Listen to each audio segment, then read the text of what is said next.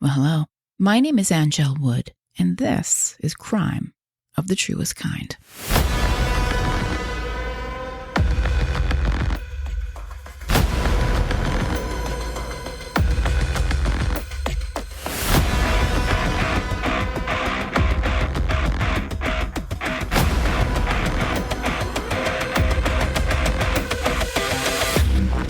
Hey, everybody.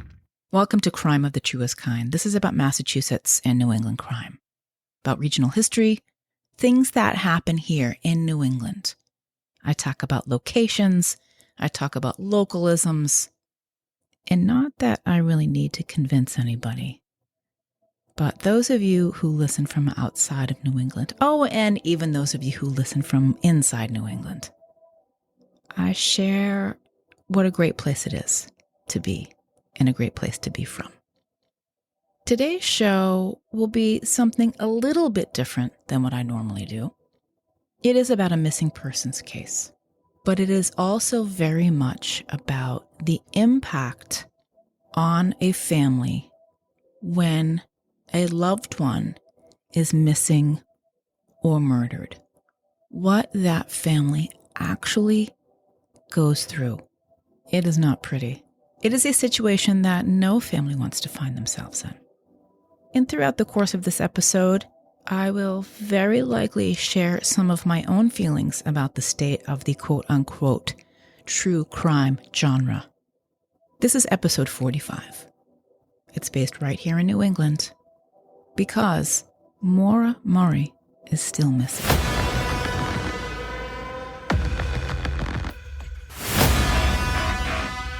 Maura Murray. I hope that name sounds familiar. Her story is a true crime classic, a greatest hit in the collection. Now that statement does sound cold, and I mean no disrespect when I say that, but it is the truth. Because of the nature of Maura's case, and the myths and the mystery surrounding her disappearance, she has become like a character in a work of fiction. Her story has been deep dived and rehashed over and over again by people, and when I say people, I mean the true crime coterie of content creators and podcasters and crime networks and writers and reporters and show hosts and YouTubers and TikTokies. I just made that up and now it is a thing. And those among this cabal who didn't bother to take any time to research anything that they are doing. There are a number of crime capers that fascinate the public at large. The serial killer obsession. Just look at your Netflix history, maybe. And the other OGs of true crime. JonBenet Ramsey. She's often just called JonBenet, like a cartoon mascot. A case we absolutely want solved, but not at the risk of injecting ourselves into it. I guess it's too late for that. Now, as much as I even dislike the thought of this person who is free, the case of Caylee Anthony goes down in the annals of crime history as one of the most outrageously effed up of the century. And I have a soft spot for the Goldman family, who lost their son and brother, Ron Goldman, when he was visiting Nicole Brown at her Brentwood home, and we now believe likely came upon her attack and was killed as a result. This stuff affects the families in ways we don't ever want to experience. Not one of us wants to volunteer for this club. Like so many other people whose unsolved case is languishing under the weight of internet fodder, Maura Murray, to absolutely no fault of her own, has been dehumanized, defamed, diminished, and even blamed for her own disappearance. This would put any family on the defensive and thrust them into the bright lights of a public stage they did not ask to be on, that they have no experience with, and most often little to no support navigating. It is incredibly painful for her family, this fellowship of the rabid crime consumer, pulling and tearing away at the very essence of their loved one and vilifying everyone in the process. It is a very lonely place to be. Tragedy Island is what my guest will call it. And due to the rising popularity of the true crime genre, things got even more awful. People looking to make a name for themselves on the backs of this family's pain. I witnessed a definite sea change a few years ago, spurred by cases like that of Libby German and Abigail Williams in Delphi, Indiana in 2017. 2 teenagers who were killed while out on a hike in a rural area. We saw it with the disappearance of Gabby Petito in 2021, and later with the murder of 4 University of Idaho students, Kaylee Gonsalves, Madison Mogan, Xana Kernodle, and Ethan Chapin. We saw as people scurry to post content falling over themselves for hashtag hits. All families are fighting for the truth about their children and their loved one, hoping for privacy to mourn, and they never are given that courtesy. What they experience and the countless families like them endure is unforgivable. Now look, I have personal experiences with crime in my own family, but I do not make a claim to be any sort of authority on having a missing or murdered loved one.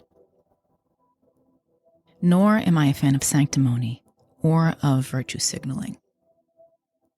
But I am a trained media professional, and a lot of this is just cringe-inducing. There is a line between harmful and helpful, and we all need to be able to recognize what that looks like. Podcasts, the true crime genre specifically, is a joke unto itself. When they are making sitcoms about it, we know that it has reached peak bananas. And I am a true crime fan, now a creator, and I've told you that story about my Nana and the detective magazines. I've been to crime conventions, I'm going to more this year. I've been an active consumer my entire life. True crime. We didn't know what it was then. They didn't have a name for it. Other people just thought we were weird. But I believe we can use the powers of true crime for good. Maura Murray's story is important because she's still out there. She grew up in a working-class family in Hanson, Massachusetts, a town of about 10,000 people, 20 miles south of Boston, the South Shore as we call it. It is Mary Lou's coffee territory. We've talked about this. And by the way, I saw Mary Lou's coffee is now being sold in the grocery store. Attention, market basket shoppers. That area of the South Shore is also cranberry territory. And it is cranberry bog tour season. Go to cranberries.org to learn more about Massachusetts cranberries and about the Cape Cod Cranberry Growers Association. I always learn something new every episode that I do of this show. And cranberry growers use migratory honeybees for pollination. A minimum of 2 hives per acre are utilized for cranberry pollination. I find that very interesting. And there is only one state that produces more cranberries than Massachusetts. Any guesses? If you said Wisconsin, you were correct. The others are New Jersey, Oregon, and Washington State.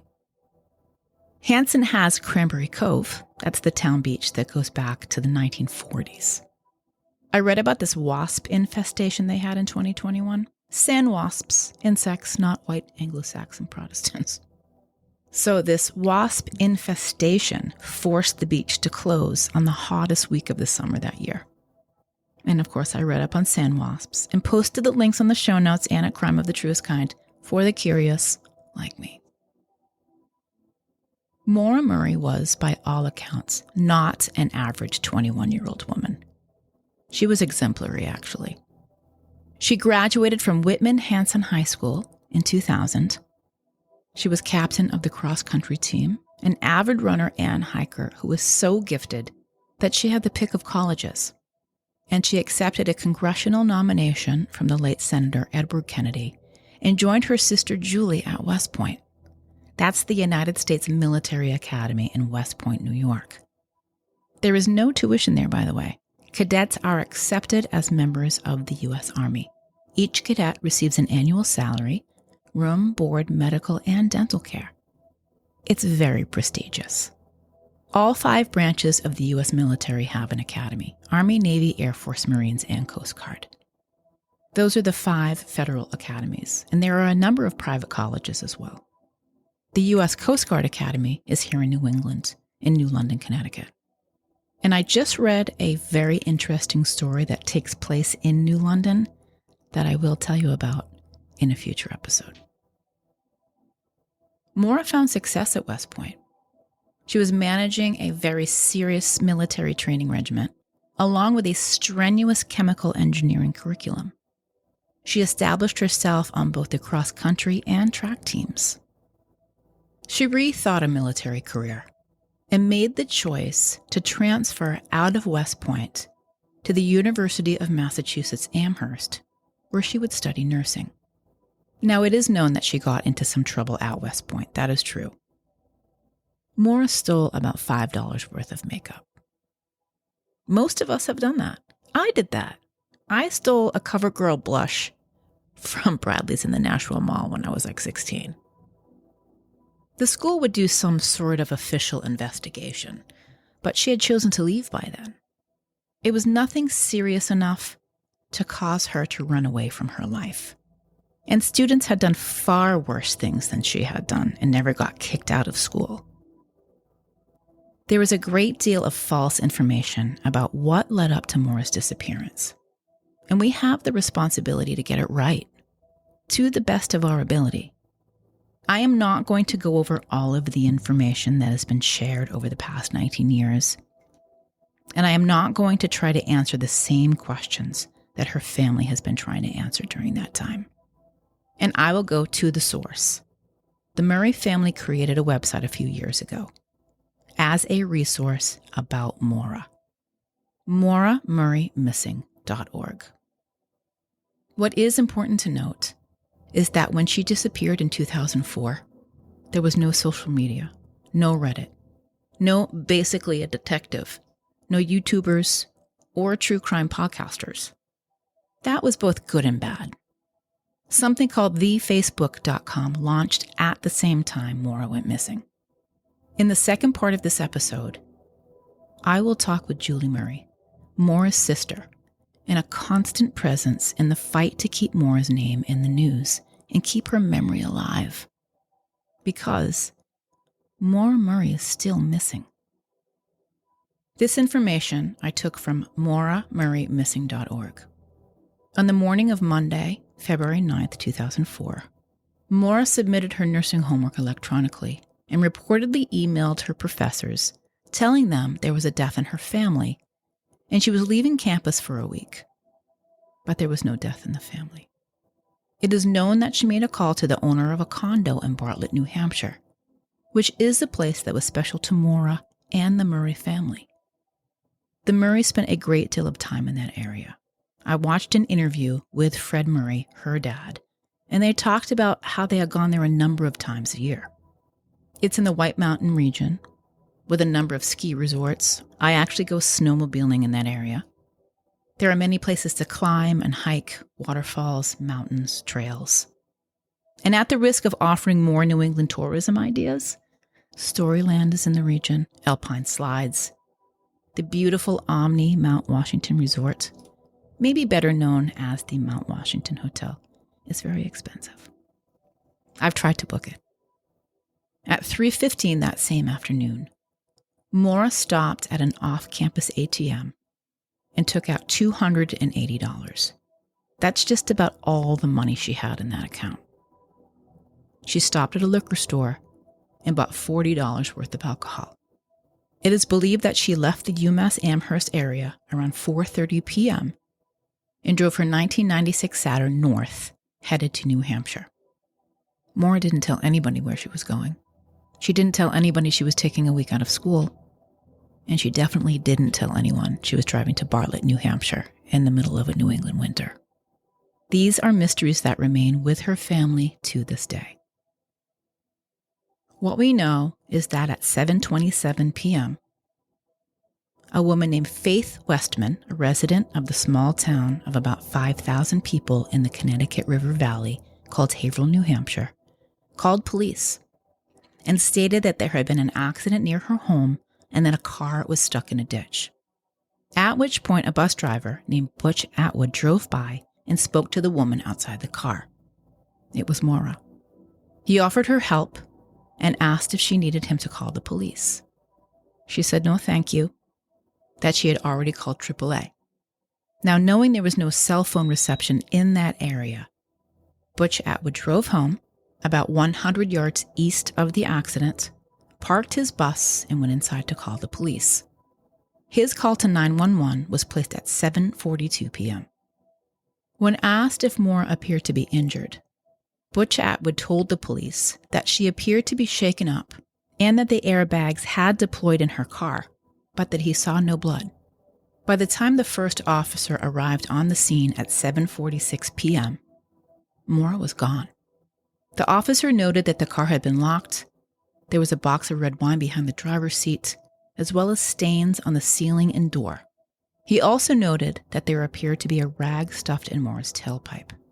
We would learn later that her dad, Fred, told her to do this as a way to avoid getting pulled over for excessive smoke coming out of her tailpipe. That officer asked Butch Atwood, the bus driver, to help him locate Maura. He suggested he drive west of the accident scene and search some of the roads in the French Pond area. A state trooper also responded and also searched the road west of the accident site. Fire and EMS also responded to the scene. EMS was dismissed within minutes, seeing as there was no one to treat. The 8 firefighters briefly searched the accident scene before proceeding back west and returning to their fire station. As far as anyone is aware, no one searched east of the accident scene.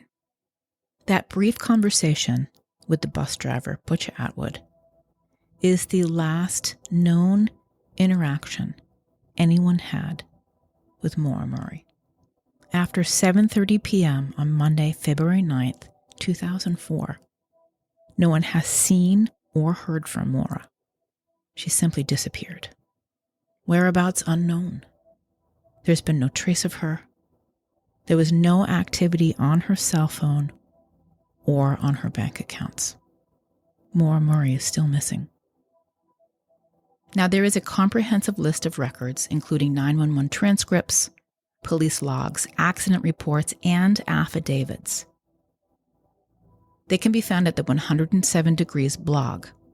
That is a site dedicated to acquiring and evaluating evidence in Maura's disappearance. I share that because the family shares that information. It is all linked at mauramurraymissing.org. According to the FBI's missing persons website, Maura Murray is a Caucasian female with light brown hair. She often has it pulled in a loose ponytail. She has blue-green eyes with dimples on both cheeks and a scar above. She was 5'7" and approximately 125 pounds at the time of her disappearance. Maura is very pretty. It is not my intention to objectify her. I want to humanize her. The FBI Missing Persons website continues. Monday, February 9th, 2004, at approximately 7:30 p.m., a black-colored Saturn four-door sedan vehicle belonging to 21-year-old Maura Murray traveled off Route 112 in Haverhill, New Hampshire, and became stuck. The roads in that area of northern New Hampshire were snow-covered at the time. Murray was not present at the crash scene when police arrived and has not been seen nor heard from since. Maura was last seen on surveillance footage earlier in the day at an ATM, wearing a dark jacket and jeans. Prior to that, Murray had left the University of Massachusetts Amherst, where she was studying nursing. Murray did not share with others her pending trip to New Hampshire, which was about 2.5 hours away. Murray received prior education at the United States Military Academy at West Point, was an avid runner, and enjoyed hiking in the White Mountains. There are a great many questions, many of which Julie Murray addresses on her TikTok channel, Maura Murray Missing. For example, what does Julie think happened to Maura? Foul play. In searching some of her videos, Maura walked away from the crash site and vanished. She was not found anywhere in the area. Nothing belonging to her was found. It was February in New Hampshire, the coldest time of the year. While her car was left behind at the crash site at the tree, she locked it up And the keys to Maura's car were never found. In fact, Julie shows the keychain. It's a circular piece of leather with a moose on it, sort of like a moose stamp into the leather. Pretty distinctive. Never been found anywhere. Not in the ground, not in the woods, not on the roadway, not in the area. In the now 19 years since Maura's disappearance, her family has been vigilant, making pleas to the police. In fact, the local police declined help by the FBI in the early stages of the search for Maura. But the Murrays continue to look for new leads. Maybe you saw the billboard campaign that was up just a few months ago. This coming February will mark 20 years since she vanished. Maura is not hiding away in another country. She didn't have facial surgery like some made-for-TV movie. Her family is not hiding her. There is so much misinformation that people continue to perpetuate untruths about Maura and the Murray family. Maura Murray was 21 years old when she disappeared. She was healthy. She was smart. She was a very good student. She was not a good driver. Julie says it. Maura drove too fast. She was making plans for her future, to marry her boyfriend Bill and to work as a nurse like her mother. Is it possible she was dealing with stress? Of course it is. Was nursing school a different kind of challenge for Maura? Maybe. She was brilliant.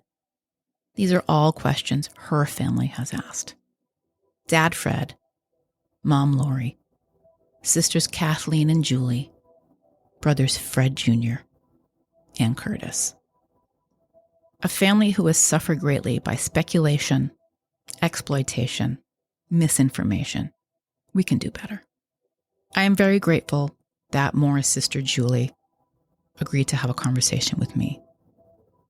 Not so much about Maura's ongoing case, although that is very important and the focus always when it comes to Maura. But the conversation is very much focused on what families go through when something like this happens. When Maura Murray went missing in 2004, it predated just about every resource families like the Murrays have today. There was no social media. There were message boards, and yes, there was internet. I'm not even sure if there was a blog spot. But the family did what they had to do. They went out and they pounded the pavement. There was their hard work. I spoke to Julie Murray, Maura's older sister, who has been on the forefront of keeping Maura's case in the public eye. And I'll say it again, no family has made the conscious decision to put themselves in the position that families like the Murrays have been in over the last 19 years. Stick around for the end of the show. I will thank our Patreon patrons.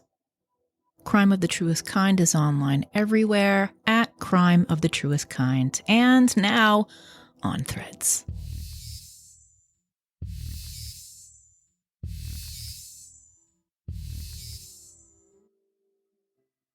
Julie Murray, I want to welcome you to Crime of the Truest Kind. I saw you at CrimeCon in Las Vegas, you and Sarah Turney and Kelsey German.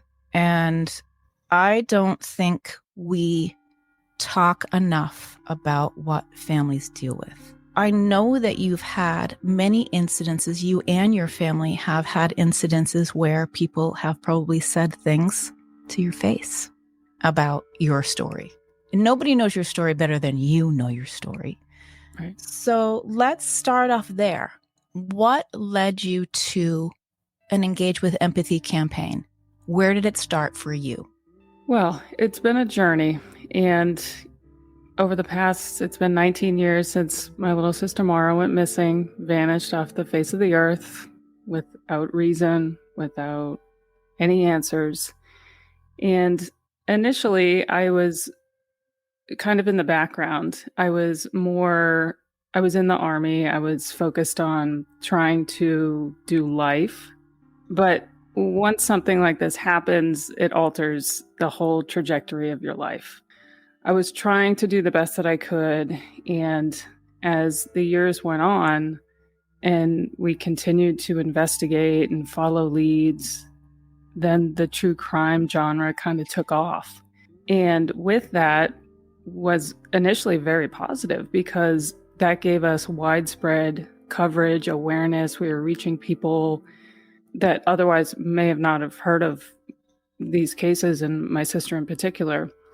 But then it turned ugly because people latched on to these real life tragedies and treated them as entertainment and forgot about or never understood that there's real people behind these stories and they're not just characters.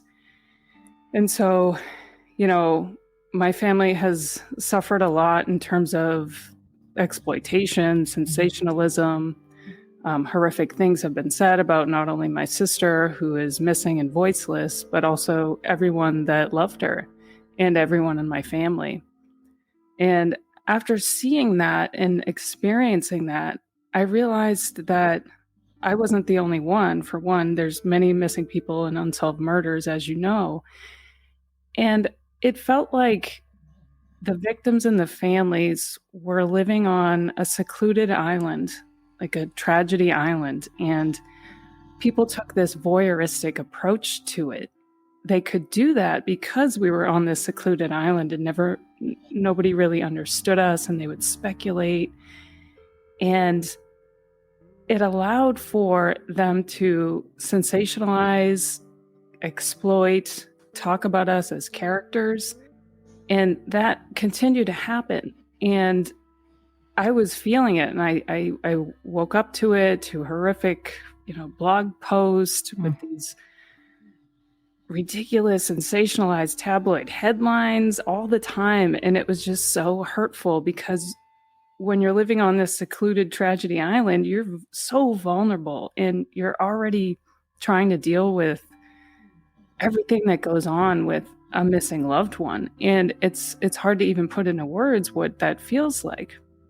The only way that I saw people were starting to treat these cases and these family members and the people with the most at stake was when we bridged that gap, so that until you build that bridge, and that bridge is empathy, then people are going to just treat these stories as entertainment.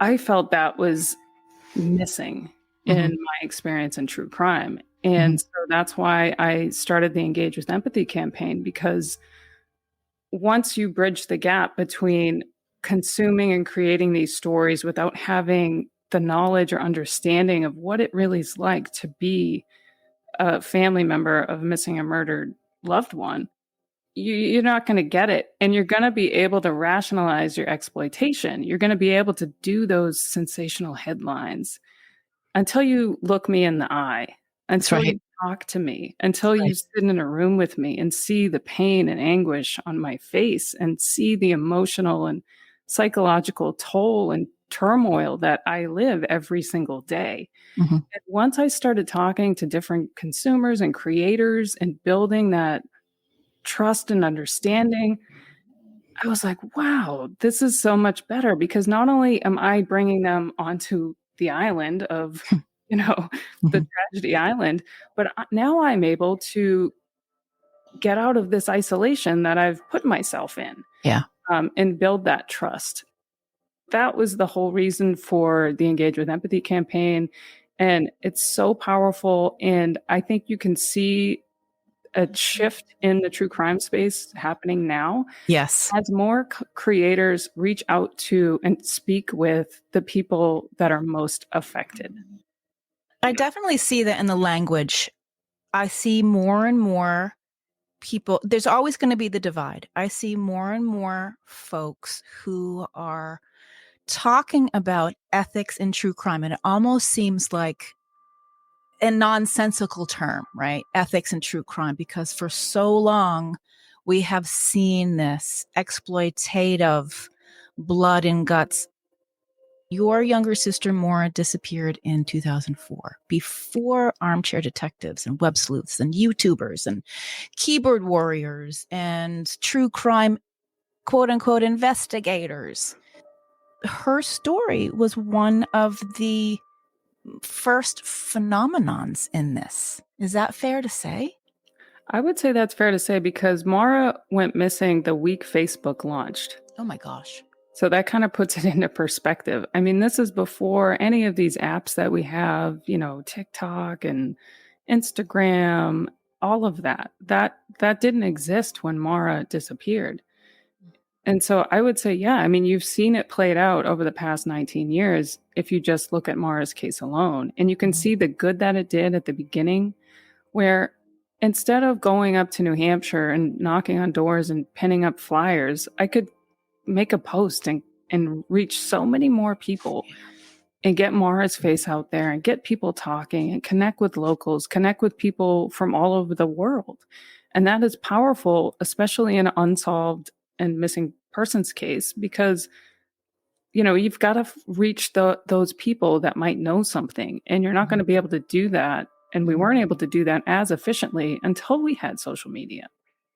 I do believe that we can use the true crime genre as it is for the powers of good. And I realized when I saw that billboard, I'm in Massachusetts, and I saw on Route 495 that there are a fair amount of people that don't really know her story at all.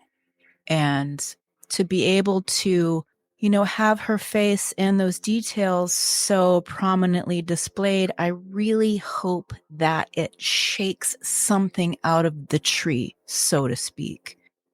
How have you and your family, I know your dad has been a very prominent figure here, your siblings. How have all of you been able to deal with things that pop up in the media? I know that you have the website, Maura Murray Missing. You issue statements. How does it happen behind the scenes for you? Something comes up, and are you united? You meet together, you talk things over, and then decide what your approach is going to be. How does that work behind the scenes for a family like the Murrays? Well, for a family like mine, I'm lucky to be in such a strong knit family because we do meet and talk about everything. I call my dad every single day and we talk about other things, but we always talk about Maura, and we talk about, okay, what's up next? What do we need to work on? Who have you talked to? So when things come up, we all talk, whether it be through email or on the phone, and we don't always agree. We don't always agree on the approach and how to approach things and what to engage with and what to ignore. Yeah. Because, a lot of times it's, provoking or trolling that happens, especially in Maura's case. And a lot of those things we're not going to waste our energy on. Yeah. But when credible leads come in, we'll talk it through, lay out the different courses of actions that we think are the best way to approach it. And even if we don't agree, we always know that Maura is the North Star. So it's easy for that and to have that dialogue within my family to figure out what's the best course of action to take, because we all want the same thing. There's a difference between the inner workings of a family like mine and then, say, people on the internet, because people on the internet don't always want the best. I hate to say it, but they don't always want the best for the victims and the families. They have their own agendas and want to churn out content and get attention and make a name for themselves. And it's not always victim centered.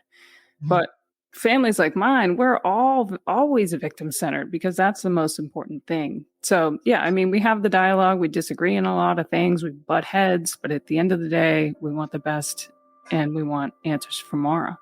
I think of you and your dad when I listen to Kim Goldman.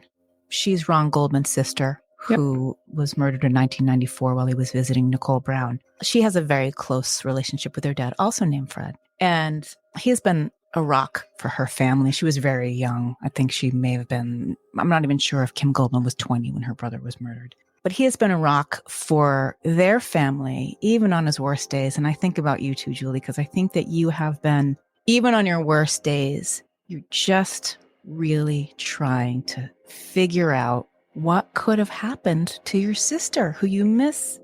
It's incomprehensible. Kim Goldman has a podcast called Media Circus. I would love for you to tell your story on her podcast. I think it would be phenomenal. So listen to it if you haven't yet. Just talk to a number of people who are on the side that your family is on, the impact that something like this has made on your family. You know, and listening to somebody like Kim Goldman is impactful, and it puts a different perspective for the person when you hear the things that her family went through. Good God, you couldn't even imagine sometimes getting out of bed, some of the things that they have gone through. But I think things like this and something geared directly toward putting these things in the faces of people who don't recognize it. I'm a true crime consumer. I'm a fan. I'm a content creator. I'm a writer. I'm all of those things. I've really tried to make sure that it's about the families. It's about the person that the story is about. There's if I write a story about someone who has been murdered, that case has been tried, the person has been convicted, they're in prison. I want to talk about that, the memory of that person or those people. How can we move forward in a way that can be positive in telling these stories, Julie? Well, when I created the Engage with Empathy campaign, I had that in mind. And so the 4 pillars of the Engage with Empathy campaign follow the CARE principle, as I call it. Number 1 is center the victim. So you have to ask yourself, both as a creator and a consumer, why am I doing this? What is the intention? Am I doing this to further the case? Okay, great. Let's go. I'm on board. But if you're doing it just for attention, for clicks, then I would argue that's the wrong reason. And then avoiding harmful speculation. Speculation is all over all of these cases, and it's so very harmful, not only to the investigation, because when you have misinformation floating out there, and as you know, once you put something on the internet, it can never be deleted. It ties up resources with the investigation, with investigators who have limited time, limited funding, and it also further traumatizes the people left behind in the wakes of these tragedies. So that's why I encourage people to research responsibly, and that's the R in the CARE principle, because not everything you read is true.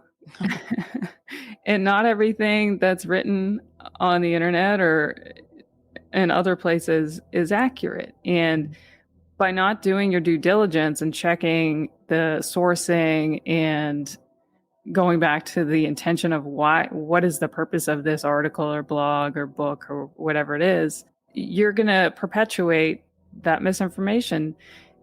My sister's case is full of misinformation. People go to the Wikipedia page and it's just rehashing misinformation that was printed just so many times that people think it's fact. And so then you've got the re-traumatization of the real humans, and it's just awful. So that's something both creators have a responsibility to do, as well as consumers. You know, if you're sitting back eating popcorn, listening to this murder story, you have to ask yourself, why am I doing this? Are there any, does the creator offer any advocacy avenues or ways to help the case, or what does the case need? What does the family need? Things like that. And then, of course, the E in the CARE principle is engaging with empathy, because I didn't choose this for my life. And I would argue nobody in my position chose this tragic path that we're on. And I also don't have a way out. I can't close my laptop and go for a walk and it just stops. I carry Maura's absence with me everywhere. The presence of her absence is in every waking thought that I have. And it has been for 19 years, and it will continue to be. So engaging the vulnerable people that are most effective, it is so important. And I think a lot of times consumers forget that. And, if it feels slimy, it probably is. Yeah. It's simple. Use the care principle. And that's how you can figure out whether you're part of the problem or part of the solution. This is a great deal of emotional labor for you and your family. How do you take care of you? What are some of the things that you do to take care of you? Well, I've gotten really good about compartmentalizing, because it's the only way that you can try to do life when you're in a situation like mine, where the ambiguity takes away all sense of control. I have no control. And we live in a world where people want control, they want to problem solve. And when you have a missing sister for 19 years, you lose all agency over that. So I'm good at compartmentalizing, and I can go to my job and do my job and close the Maura file cabinet in my brain, and then reopen it. It's always there. One of the things that I do is I work out all the time. Like it's probably to the point of obsession. That's just what I do. But everybody in my family does something different, and all families do different things. My dad, he takes his frustration out in anger and demanding action from public officials. And that's to allow himself to do life. Yeah. My siblings, they turn inward and they isolate. And, I mentioned my sister Kathleen before. She picked up unhealthy coping mechanisms and turned to drugs and alcohol. And so everyone does it differently, and you just have to find what works for you so that you can continue on. The not knowing is so difficult, and everything is gray. You never know, what is happening, and you're always wondering constantly. Even in your sleep, subconsciously, you dream about, horrific things. And that's something I think people don't talk about a lot, and that's why I have been more public and vulnerable and kind of sharing some of these things, because when you see me and you talk to me, you can feel it, and you're less likely to call me suspicious and say that I'm helping my sister hide in a different country. There's some ridiculous things that have been said, but if you spend any time getting to know me, you'll know none of that is true. So, yeah, I mean, it's been a process, but you figure it out and you learn how to continue on. And, now I spend hours a day trying to figure out ways to keep Maura's story out there, and whether that be promoting different events that we're doing as a family, or, speaking with people, returning emails, meeting with investigators, going to New Hampshire, searching. So there's always something that we have lined up to do. That's what I do. To never give up hope. Yeah. People miss that part of this, that, it's been so long. The hope is the driving force. The belief that one day you'll find out whatever that is. Never give up hope. When I talk to families who have lost a loved one or a missing loved one, I like to humanize that person. What do you think Maura's life would be like today if she was with you, part of your family, she didn't go away? What kind of person would she be, and what are the things that she would be doing? Well, Maura was a very caring, humble person. She was introverted like I am, but she was studying to be a nurse, and our mother was a nurse, so I'm sure she would have pursued that and become a great nurse.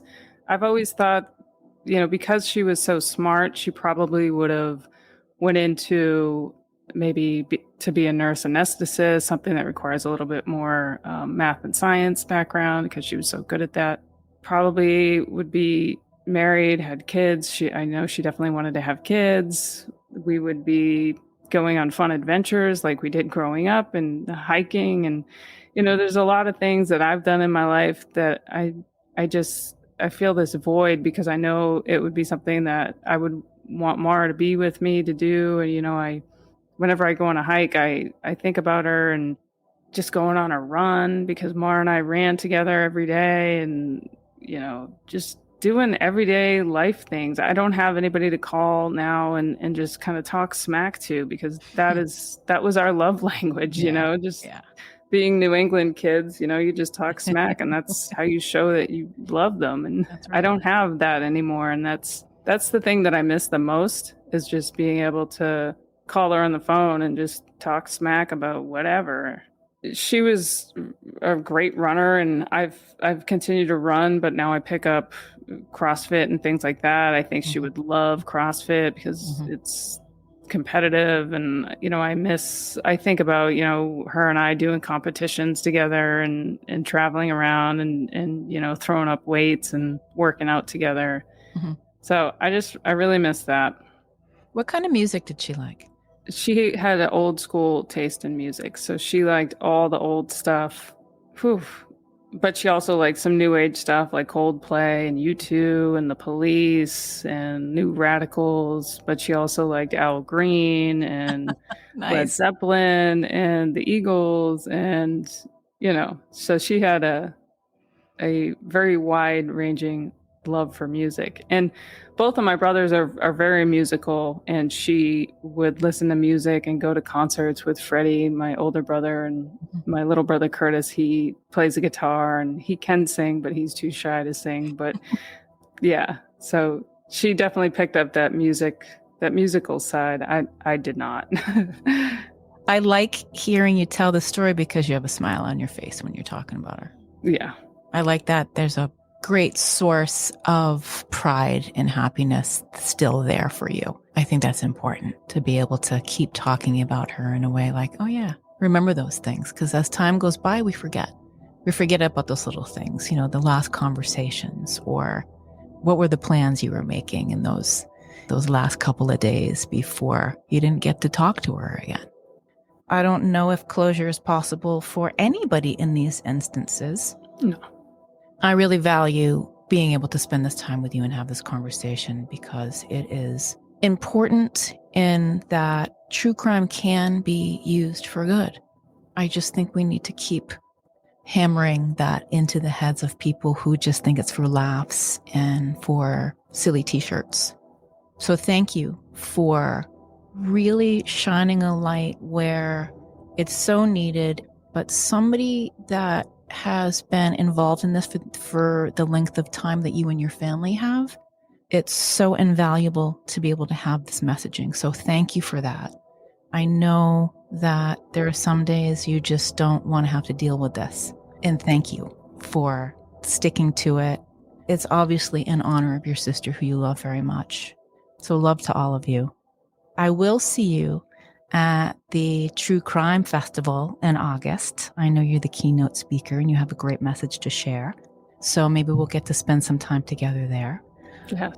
Your TikTok channel, folks, if you have any questions that you want answered from Julie, it's all there. I mean, you address just about every single question you have ever been asked about Maura's case. Yeah, I try to, and it goes back to that bridge. I talk about how important empathy is, and I want to allow people to approach me and ask questions, and I also want to be able to meet them halfway, and for them to get to know me. And so TikTok has been great, because there's no control of who you're going to reach, and the reach has been tremendous, and I'm reaching people from all over the world, and I'm able to dispel some of the misinformation. Yeah. I'm able to share some of my grief journey. I'm able to show people some of my vulnerability, and people have responded to it, and they see me for the real human that I am. Right. And I think that's super important, because it's different when, I write a blog or I do a tweet. There's a difference between that and people seeing me, being able to look into my eyes when I'm talking about how painful the unresolved loss and the ambiguity is. And I think it's resonating with a whole new group of people, and it's been amazing. It's unimaginable. I mean, we can say we're sorry and, oh, I can't imagine what it's like. That's not helpful for you. You just want people to understand where you're coming from. Yeah, I think it's important to distinguish between sympathy and empathy, Yes. because empathy is what connects us as humans. It's how we establish an understanding, a better understanding, and it cuts out the, that voyeuristic side where you're kind of just peering in on the worst day and the worst tragedy of my life. That's right. You're right. People like me, we don't want a pity party. We don't want, I'm sorry. We don't want you to fix our problem. We just want you to listen. We want you to understand. I want to feel a connection, because, like I said, a lot of times people in my position isolate and cut themselves off from everything because it's just too painful. And so it's been cathartic in that way that I'm able to connect with other people to help me get through difficult times, as well as other people getting a better understanding. I think anything is possible. All of the things that you've said about your own dealings with Maura's disappearance, it's all of these things, false information and missed opportunities. It's not an episode of CSI. It's none of those TV episodes where everything's solved in 35 minutes plus commercials. Yeah, it happens all the time. I mean, I'll open YouTube and there'll be 15 different rehashing of Maura's case by people that didn't have the courtesy to even reach out to me. And they're just rehashing all the same crap that's all false and sensationalized. This is re-traumatizing me. And then I go into the comments, which is a bad idea. But then, the family, that sister of hers, she just wants attention. Are you freaking kidding me? Nobody wants to be a part of that club. There's nobody on earth that wants to join that club willingly. Absolutely not. That's why I don't really spend a lot of time on Reddit. Don't go there. It's a cesspool. Just conjecture and rumor and innuendo. And I don't operate like that. I just don't. Yeah. Well, I hope that we can continue our online conversation. I really do value everything that you're doing. And I want to make sure that I'm part of the good side of it. Just echoing your message is really my intention. I went to CrimeCon last year. It was a gift that was eye-opening. But there were definitely some instances that were really enjoyable and really enlightening, like your panel with Sarah and Kelsey. And I like Dateline. I'm a Dateline fan, so it was cool to see them. And I'll see you in Austin at probably the hottest time we can be there. I know. Yeah, I will. And I'll keep you updated. I don't know what your schedule is, but if you can make it up to Concord when we march, that would be great. Yeah, I would love to. I'll keep an eye on news that you've got coming out and see how I might be able to be helpful in that. I appreciate you, and I'm glad that you're doing it the way you're doing it. Yeah. I hope that, we can continue to just hammer that message, because that's what I want to do. Yeah. Okay. Well, I will see you in Austin, if not before. All right. Thank you so much. Thank you. Thank you, Julie Murray. For many, many years, Julie has put herself out there because the family wants to know. The family does not have answers.